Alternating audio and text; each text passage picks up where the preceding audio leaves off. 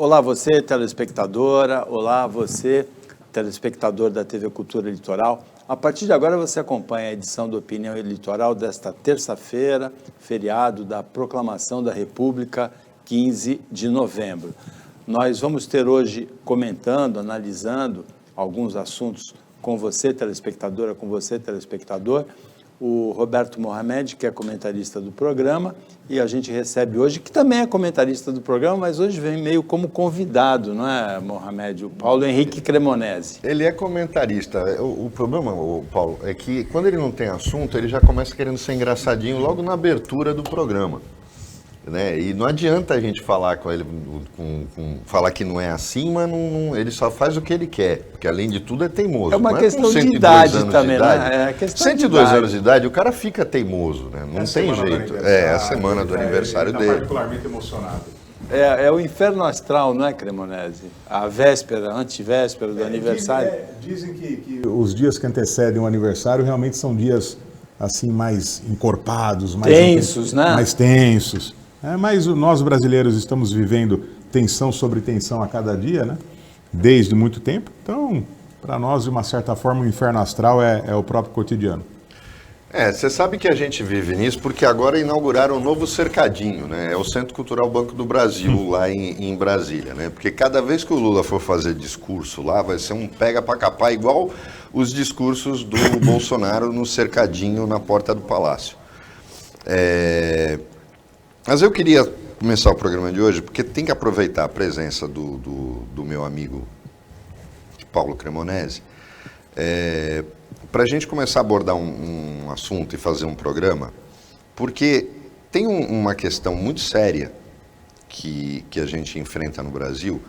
O brasileiro reclama de tudo, tem pouca noção de vida em sociedade, mas não sabe todos os direitos que tem. E acaba sendo vítima de gente oportunista, de um tratamento desprezível por parte de algumas empresas. Por isso que eu tinha sugerido que a gente fizesse um programa com foco nisso, até porque o Cremonese tem uma área de atuação no escritório dele que está muito voltada a comércio exterior, que está muito voltada à questão do seguro, e a gente sabe muito pouco, porque o Brasil teve uma explosão durante a pandemia de algo que já vinha acontecendo antes, que é da importação direta via aplicativos, via sites, e que você compra diretamente do exterior. E a pessoa não sabe se defender, porque às vezes recebe um produto que a empresa não tem sequer escritório aqui. Muita pouca gente sabe que, isso é um conselho que eu vou dar, deve-se evitar ao máximo comprar coisas diretamente no Instagram. O Instagram não tem nenhum tipo de verificação em relação às empresas que lá anunciam. E é muito curioso, porque se você for olhar, e pouca gente faz isso, olhar o endereço do site, quando você é redirecionado para comprar os anúncios que você recebe pelo Instagram, é um site único. O cara montou o site para vender aquele produto e ele vai deixar de existir quando acabar o estoque dele ou ele não for mais. E aí você vai reclamar para quem? Então, compre de sites de compra. Anota o nome do produto e pesquisa no site chineses, no Mercado Livre ou na Amazon. E tente procurar, mas evite comprar nesses sites porque eles vão sumir. E aí você não vai saber como você vai agir no caso de uma compra com defeito, uma compra que muitas vezes sequer é entregue. E aí, Paulo, como é que é hoje? Como é que está hoje? Porque eu sei que vocês atuam fortemente até no exterior, lá no teu escritório. Como é que está hoje essa questão de discussão do nosso direito do consumidor, que não é uma legislação comum em outros países, ela é até rara, ela serviu de inspiração para alguns países que começaram a aplicar esse tipo de direito do consumidor mais específico. Como é que está a nossa relação dessas compras no exterior, de contratação de serviços no exterior, que é o ramo que vocês atuam, contratação de seguros no exterior. Como é que isso funciona? Como é que está funcionando hoje com o olhar do direito brasileiro? Então, vamos lá. Boa tarde a todos, em primeiro lugar, aqueles que nos assistem. Boa tarde, Mohamed. Boa tarde, Paulo. É um grande prazer estar aqui. Eu agradeço essa oportunidade Eu sou comentarista, mas não costumo vir às sextas-feiras, o que eu quero mudar, pela alegria de estar ao lado do Mohamed, que além de colega de programa, de bancada, é amigo, e eu me sinto bastante em dívida de gratidão com ele aí por N razões. É uma pessoa muito querida. Ele é bravo aqui diante das câmeras, mas é uma pessoa extremamente agradável, elegante. E o Paulo, a gente nem precisa dizer, né? De longa data, todo mundo conhece, de longa data mesmo. Né? Ele acho que é o homem mais antigo da Baixada Santista, a gente brinca muito com ele, mas são pessoas extremamente queridas. E a prova que eu realmente amo os dois e gosto do programa, embora nem sempre consiga participar como gostaria, é que eu sou um monarquista convicto, eu defendo a monarquia parlamentarista, eu acho que é o melhor sistema político que existe. E estou aqui no feriado da República, em que todos estão em casa e desfrutando do merecido descanso e participando aqui do programa. Bem, Mohamed, respondendo objetivamente, esse é um grande imbróglio jurídico. Realmente é um problema.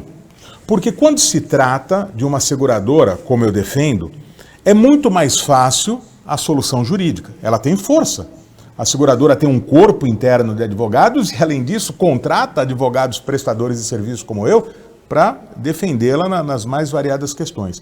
Já o consumidor, pessoa natural que você citou aí, ele se vê em situação muito difícil. Porque muitas vezes a compra que ele fez é uma compra de pequeno valor, e é óbvio que o pequeno valor também é objeto do interesse da justiça. Existe a lei dos juizados especiais cíveis e criminais, existe uma parte da justiça direcionada para tratar dessas questões de pequeno valor, mas ele não se sente motivado, muitas vezes por uma questão de R$500, R$600, não se sente motivado a movimentar toda a máquina da justiça e lutar por seu direito. Então ele fica a ver navios. Realmente é um problema seríssimo e que, por enquanto, posso estar errado, mas penso que tem que ser tratado na esfera preventiva.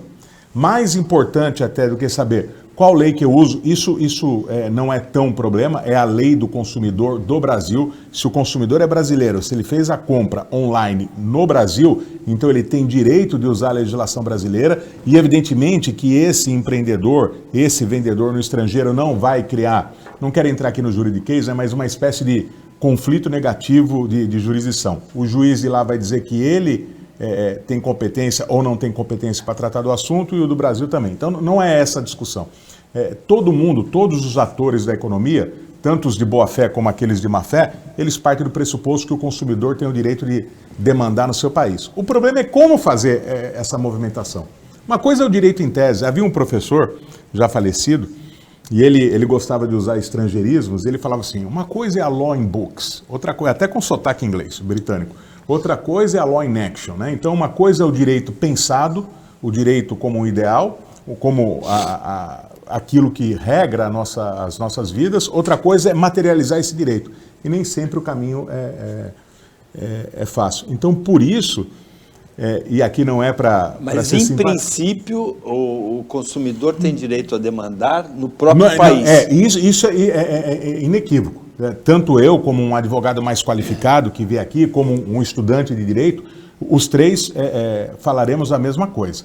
Em se tratando de uma relação de consumo, o consumidor ele tem preferência na interpretação do direito. Então, se houver um choque entre normas jurídicas, a norma jurídica do vendedor que na Itália, italiano, e a norma jurídica do comprador no Brasil. A norma brasileira é que gozará de preferência, a justiça do Brasil gozará de preferência, e nem mesmo o italiano, né, alegará isso, porque é como se fosse uma espécie de lugar comum aceito na comunidade jurídica internacional. O problema é a movimentação. Ele falou sobre comércio exterior. Muitos desses vendedores, vamos até imaginar os de pequeno porte e honestos, idôneos, que querem cumprir suas obrigações. Então ele aceita vender porque ele quer ocupar espaço de mercado? Eu falo por conta própria, até mostro aqui.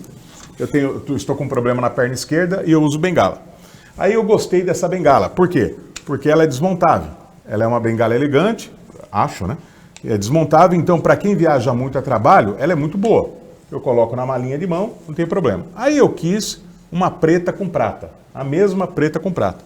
O vendedor... Que essa aí é preta com ouro, né? Não, é marrom com ouro, o latonado. Aí eu fiz a compra, eu gostei, eu sou um consumidor satisfeito, então sei que é uma empresa séria, e comprei a preta com prata. E ele me falou, olha, só poderei entregar para você em fevereiro do ano que vem. Por quê? Porque é um bem de pequeno valor, né? Ele vai fazer uma entrega específica. É óbvio que ele não vai enviar diretamente para mim. Ele esperará encher um container, né, com várias cargas destinadas ao Brasil, parte delas ao mercado consumidor em Santos. Tem toda uma logística. Só que ele é um empresário sério, ele me informou. Ele disse isso, então eu já sei e tenho aqui um histórico favorável. Agora, vamos imaginar que eu tivesse comprado pela primeira vez, quando fiz isso, quando comprei essa bengala, e esse vendedor não fosse um vendedor tão sério, tão correto, tão idôneo. Ele não me entregaria. Mesmo sendo advogado, será que eu movimentaria o judiciário por causa da bengala? Então, o que o Mohamed falou é a melhor orientação. Né? E não estou aqui falando para ser simpático e dizer que ele é inteligente, que ele é um cara bacana, porque tudo isso já é pressuposto de validade, né? Linguagem jurídica agora. Tomem atenção o máximo possível. Evitem compras por plataformas que não sejam específicas do empreendedor, a não ser que seja uma plataforma consagrada. O Instagram, não é que o Instagram tem má fé, é que ele não é responsável, ele anuncia. Agora, o negócio que é feito lá, a discussão se ele deveria ser responsável ou não, é mais ou menos a do Uber. É mais ou menos a do Uber. O Uber tem dever trabalhista em relação ao seu associado, sim ou não? O Uber responde caso o motorista tenha causado um dano que não seja derivado do transporte. Vamos supor um motorista de má fé que bate por uma questão política, bate no consumidor do seu serviço, o Uber responde. Todas essas discussões jurídicas, elas ainda estão sendo travadas. Aí eu pergunto, e você, consumidor, como é que fica nessa história? Infelizmente eu não tenho uma resposta objetiva. Eu gostaria de ter, e a única que eu tenho, de novo, apelando aí ao bom senso do Mohamed, tomem cuidado, né? Cautela e caldo de galinha não faz mal a ninguém. Uma das coisas que a gente abordou aqui, até foi num programa que a gente fez a semana retrasada, quando eu sei que o Cremonese talvez até discorde, mas ou por conhecer concorde, quando eu vivo falando aqui que a Itália é o Brasil da Europa. Não é à toa que é o país mais avacalhado da Europa. E nós temos um problema muito sério, porque a gente começou agora a temporada de cruzeiros. Tem algumas coisas a serem discutidas aí. Primeiro, a gente questiona de quem é a responsabilidade pelas grandes companhias, as verdadeiras grandes companhias em qualidade.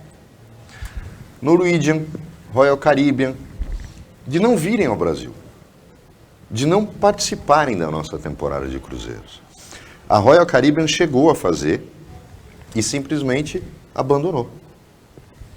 Diz que não poria mais navios aqui.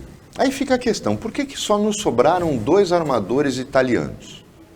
A MSC e a Costa. Por que só nos sobraram isso? Porque eles topam qualquer coisa, porque eles não têm o menor respeito por nós. Eu já ouvi de gente, tanto de tripulação quanto de executivos da MSC, o total desprezo pelo povo brasileiro. O total desprezo pelo consumidor brasileiro. Eles vêm para cá só para ganhar dinheiro e nos acham animais, gado. E é assim que você é tratado num navio desses. Mas é o que nos resta, é o que tem para hoje. E a gente quer viajar de navio, tem que ir lá. Não dá, não é todo mundo que pode pegar um avião para fazer um cruzeiro no Mediterrâneo ou um cruzeiro no Caribe. Só que aí me vem uma questão que eu tenho batido aqui constantemente. Quando houve a paralisação dos cruzeiros, muita gente tinha comprado as passagens, as cabines e determinadas categorias. E aí foi bloqueado, porque houve aquele surto uma volta do surto de Covid e acabou parando de novo. as empresas tiveram a obrigação de remarcar ou devolverem o dinheiro imediatamente, e total, ou remarcarem na mesma categoria e sem custo nenhum para o passageiro. O que faz a MSC? Exige cobrança de taxa, aí você berra, aí ela não cobra a taxa. Te coloca numa cabine inferior, aí você berra e ela vai fazendo o vê-se-cola. Por isso essa falta de respeito que eu tenho por empresas italianas. Por exemplo, eu não acho que Fiat faz carro. A questão aí, o Cremonesi, e eu tenho certeza que o Paulo vai falar para você responder depois do intervalo, por que será que a gente é tratado assim por empresas prestadoras de serviço do exterior quando vem para cá? Estou falando isso por quê? Porque a gente passava por isso, por exemplo, quem era associado da Golden Cross, quando ela existia, que era uma empresa de plano de saúde americana. Por que será que essas empresas estrangeiras, que nos veem apenas como gado fornecedor de dinheiro, têm esse desrespeito tão grande com o consumidor? É a certeza da impunidade, porque o brasileiro acaba tendo preguiça de brigar por seus direitos? Porque nos Estados Unidos, por exemplo, uma operadora dessa não ia ter só que devolver o dinheiro, ia ter que indenizar o passageiro. O Cremonesi responde depois do intervalo.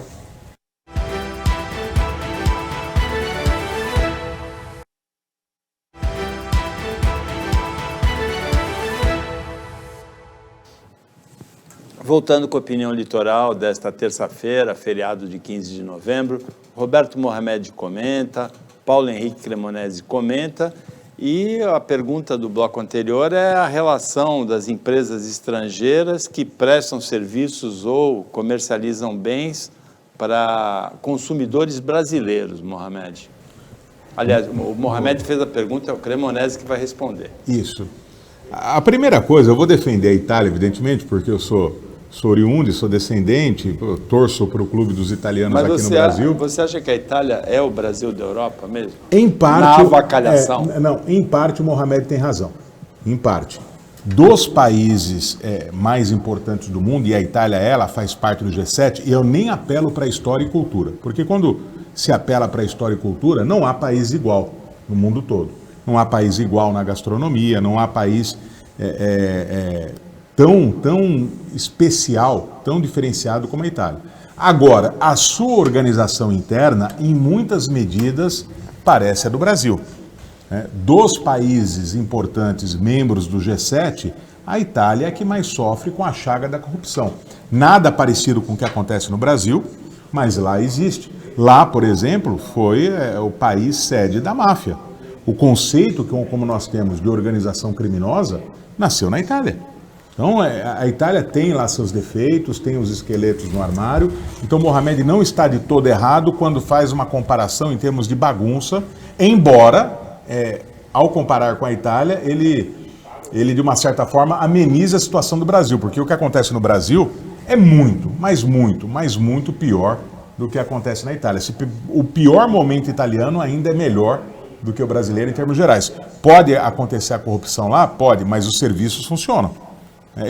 Os serviços podem não ser iguais aos alemães, ok, mas são superiores aos da América Latina, em algumas medidas até do próprio Reino Unido, da Suíça.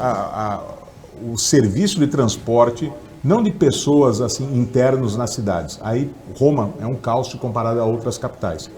Mas o serviço de transporte entre as cidades na Itália é melhor do que na França, melhor do que na Alemanha, melhor do que no Reino Unido, que são países mais fortes do que a própria Itália. O trem de alta velocidade italiano não tem igual na Europa.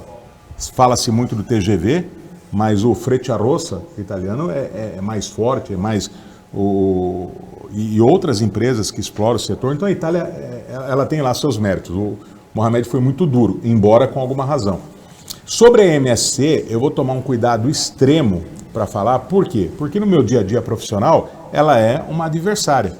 Eu advogo para praticamente todas as seguradoras, não só, mas preponderantemente com a carteira de transportes de cargas. Basicamente é o seguinte: Acontece um sinistro com uma carga, a seguradora indeniza o dono da carga e vai buscar o ressarcimento e regresso com o transportador. E um dos transportadores mais atuantes é a MSC.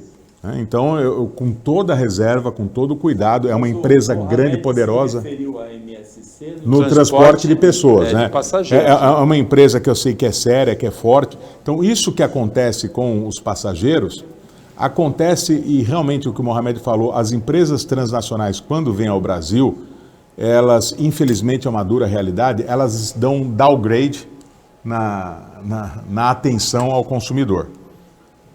Um exemplo muito bobo, mas para entender como é essa dinâmica, até fora do Brasil. Um avião com passageiros, qualquer que seja a companhia, que sai dos Estados Unidos para a Itália, para a Alemanha, para a Espanha, certamente esse avião terá preferência no uso dos fingers. Fingers são braços que acoplados diretamente à porta do avião, então o passageiro sai de uma forma mais confortável, normalmente tem ar refrigerado, né, é mais seguro. Então, o avião dos Estados Unidos certamente conseguirá um espaço no finger. O do Brasil, se não houver, ele fica lá para o canto do aeroporto, o passageiro tem que descer na pista, pegar um ônibus. Então, o brasileiro, sim, é subestimado em várias partes do mundo e, sim, não tem o mesmo tratamento que o consumidor de outros países. O consumidor argentino, ele é muito mais respeitado com toda a crise que há na Argentina do que o consumidor brasileiro. Agora, nós temos que fazer o meia-culpa. Quem viaja com alguma frequência para o exterior e encontra brasileiros no exterior, sabe que os brasileiros eles têm um comportamento diferente, às vezes até positivo, que encanta as pessoas de fora, mas muitas vezes um comportamento relaxado, um comportamento bagunceiro, um comportamento que deixa a desejar. E uma dessas empresas que você falou, isso eu sei, eu posso falar, o porquê das empresas que operam aqui não tratar tão bem, eu não tenho como falar. Mas de uma dessas super empresas não querer mais aqui o Brasil, justamente por conta do comportamento do brasileiro. Então, eles chegaram à conclusão que na relação custo-benefício, até porque os serviços são mais caros, né, é de uma categoria maior, né, a prestação, o que se oferece, então eles chegaram à conclusão que não valeria a pena. Mas a que se refere? A garrafa indo para o mar, o sofá indo para o mar? A maneira de se comportar no refeitório, tudo. Né? Pelo que eu ouvi, o brasileiro vai ao refeitório e pega, por exemplo, 3 refrigerantes para levar para a cabine. Pega um copo de cerveja, porque lá está à disposição, dentro do pacote, toma 2 goles e deixa o copo de cerveja lá e pega já outro. E o barman não tem como dizer não. Mesmo vendo a cena, isso não acontece. Eu não estou a dizer que o europeu é melhor que o brasileiro, porque não é, porque se eles fossem também tão bons, não teriam criado 2 guerras no século passado.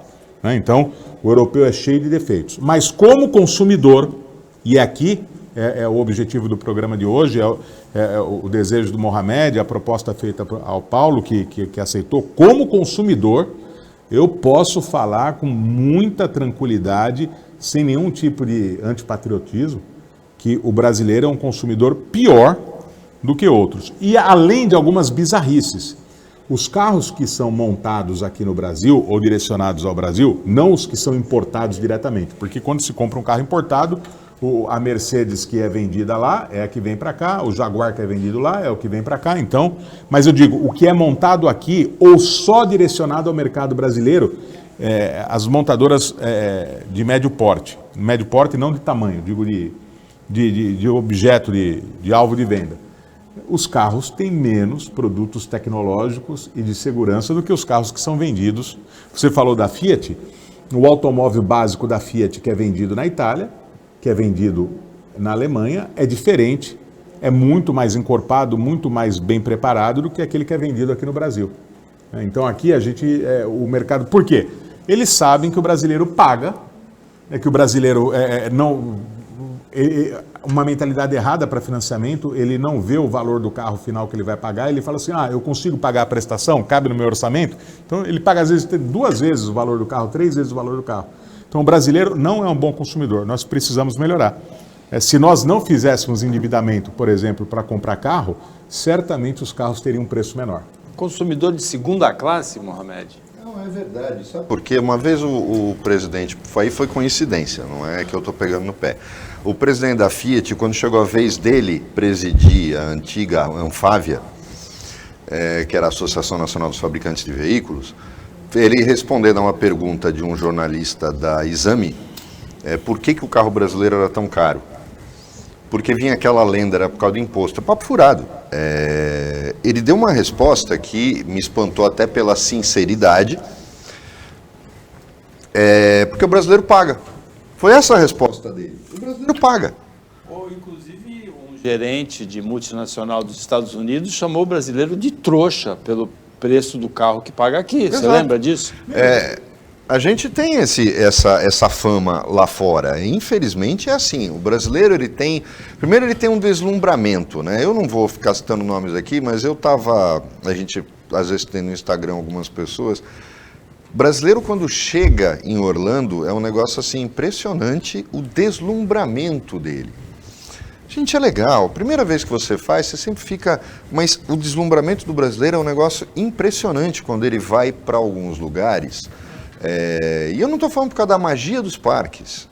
É por causa da loucura de entrar num Walmart, de entrar numa Marshalls, de entrar num Walgreens. Ele fica alucinado por não ter isso aqui. E a gente tem vergonha alheia. É um consumo desarrazoável. E desnecessário. Você compra lá o que você não usa aqui. Nós não combinamos e acabamos falando a mesma coisa sobre o fato, você falou do executivo de uma transnacional americana, ele falou do presidente da Fiat quando assumiu a Anfávia. E eu falo porque eu percebo isso. O brasileiro realmente aceita o superendividamento, paga mais. Veja, eu nem culpo o empreendedor, nem vou falar assim, capitalismo selvagem. Não. Se está disposto a pagar mais, por que vai cobrar menos? Vamos imaginar o seguinte, você, nosso espectador, nosso telespectador aí que nos assiste, que está fielmente aqui nos prestigiando, você vai vender um dos seus bens para um conhecido seu. Aí você pensa, eu vou falar que isso custa X, porque eu sei que ele vai pedir um desconto, ele vai chorar, etc. e tal. Então você já começa... Aí você pede o X, ele fala, tá ótimo, eu vou pagar.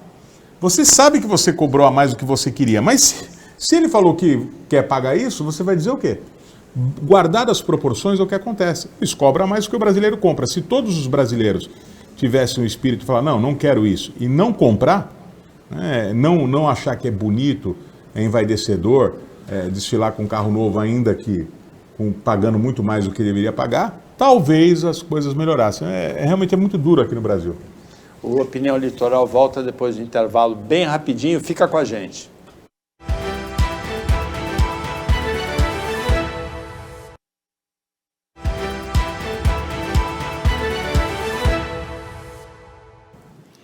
Voltando com a Opinião Litoral, nesta terça-feira, feriado de 15 de novembro, Roberto Mohamed e Paulo Henrique Cremonesi analisam a realidade com você, telespectadora, com você, telespectador. Cremonesi, uma pergunta específica.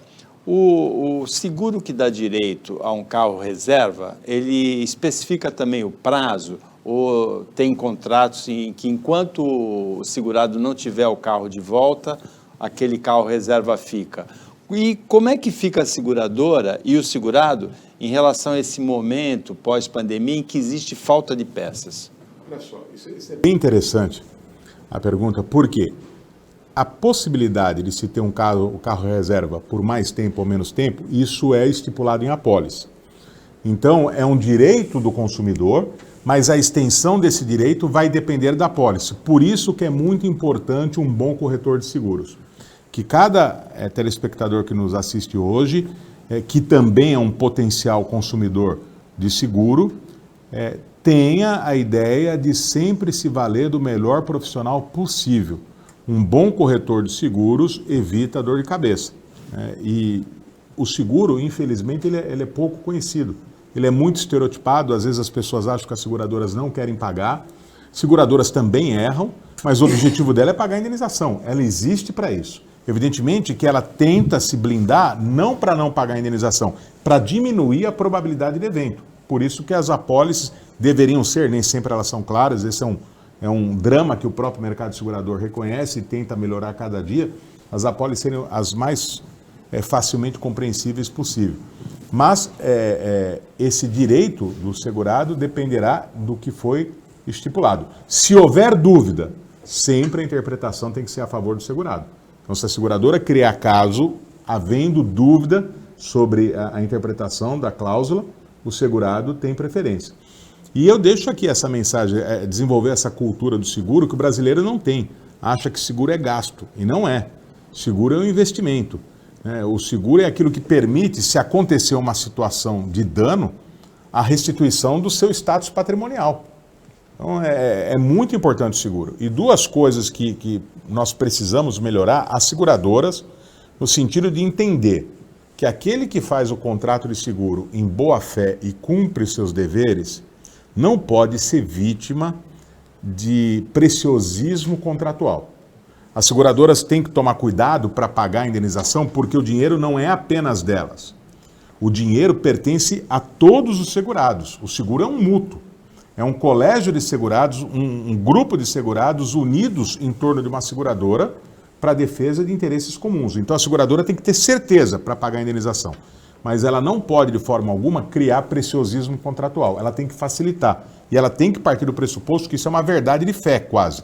Havendo dúvida, em favor do segurado. O segurado, por sua vez, além de cumprir seus deveres e não agravar riscos, voluntariamente, não é porque ele tem um seguro, eu faço o que eu quero agora.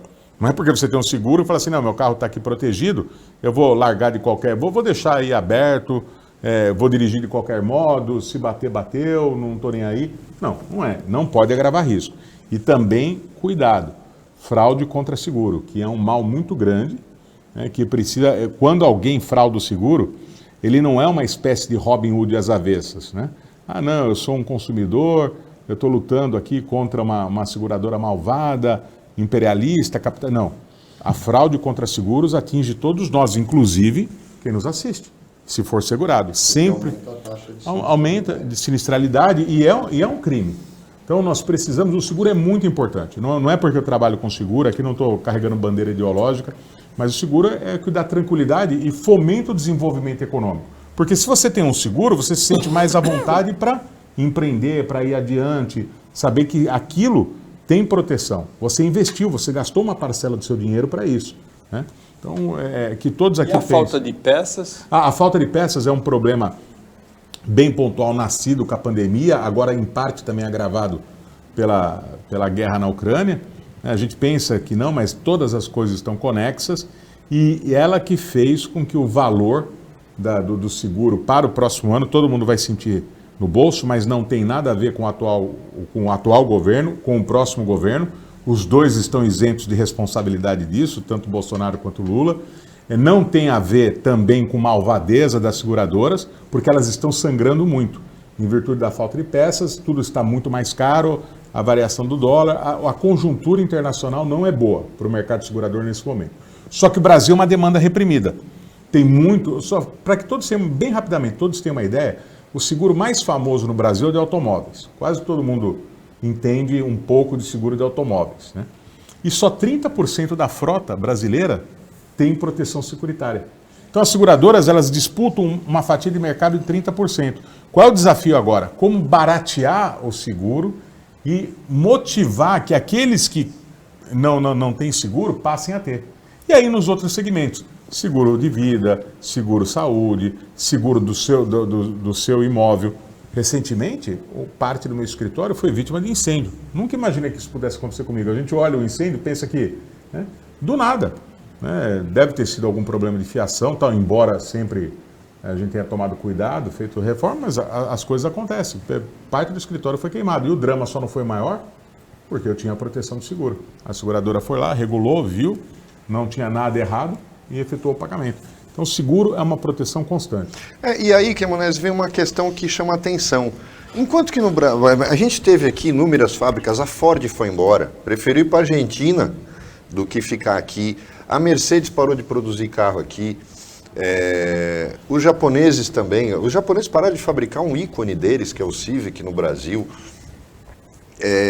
O mercado de seguro tem atraído multinacionais. Empresas estrangeiras estão na contramão, por exemplo, do setor industrial. Eles estão vindo para cá. É porque, por causa desse mercado que está solto, livre, e essas multinacionais que têm uma economia de escala na sua prestação de serviço, estão vendo no Brasil a possibilidade de um novo mercado sedutor, porque eu acho que é um dos pouquíssimos setores em que em que ocorre a vinda de grandes multinacionais. Ótimo, excelente pergunta, também não foi combinada, mas se fosse seria como quase que luva à mão, né? Porque, olha que interessante, existem dois motivos. O primeiro é que durante muito tempo a regulamentação do mercado segurador brasileiro era muito rígida. Só uma paraestatal, o IRB, tinha autorização para atuar como ressegurador. O ressegurador é o segurador do segurador. Para que você, consumidor do seguro, tenha tranquilidade de que vai receber a sua indenização, independentemente da saúde financeira da seguradora naquele momento, existe também um ressegurador e existe todo um compromisso do mercado segurador de socorrer o outro em caso de necessidade, em caso de quebra. Mas além do Instituto de Resseguros do Brasil, o IRB, também tem ancoragem internacional para os seguros, não Agora no Brasil, até recentemente, quando eu comecei a atuar como advogado do mercado segurador, coisa de pouco mais de 20 anos, não havia. Porque há era uma reserva de mercado. Acima da capacidade de cobertura do IRB, exato, não é? Principalmente com o desenvolvimento da prospecção de petróleo e tal. Então, agora foi aberto. Mas não havia. Então, as seguradoras também atuavam com alguma timidez. E, além disso, esse fluxo contrário, algumas empresas têm saído do Brasil porque a relação custo-benefício não é mais vantajosa. No caso do seguro, nós temos 240 milhões de habitantes. 100 milhões são muito pobres, mas pode deixar de ser. E 140 milhões... com dificuldades econômicas ou não, são economicamente ativos. Então, o mercado segurador, o mercado brasileiro para o mercado segurador é extremamente interessante por conta disso. Seguros e a perspectiva dos microseguros, né, para as pessoas mais pobres. O seguro de celular, o Brasil é o segundo país que mais rende no mundo depois dos Estados Unidos para as seguradoras. Apesar da sinistralidade aqui ser maior. Roubo de celular, furto de celular é um fenômeno que no Brasil machuca bastante as seguradoras. Entretanto, vale a pena. Apesar disso tudo, o giro vale a pena. O seguro agrícola tem crescido muito. Tanto é que as seguradoras até tomaram um tombo, porque em que pese a pujança do mercado, no ano passado a quantidade de sinistros foi enorme. E o agricultor brasileiro não sabia dessa proteção securitária, agora sabe. Então, o seguro vai possibilitar que essa indústria, que a gente pode chamar de indústria do agronegócio, fique ainda mais forte, independentemente de qualquer regulamentação. Então, são esses atrativos que têm trazido... E o custo operacional de uma seguradora é menor do que de uma montadora, né? A quantidade de funcionários, né? Ela não precisa de uma fábrica, não tem equipamento, não tem... Então, é a proteção, né? É a reserva econômica e a proteção. Então, para o Brasil virou um bom negócio. Agora, na parte da curiosidade, alguns casos recentes, a seguradora tem, em casos de crime para receber seguro, a investigação da seguradora às vezes é mais eficiente que a da polícia? É mais eficiente, né? Não desmerecendo de forma alguma a polícia.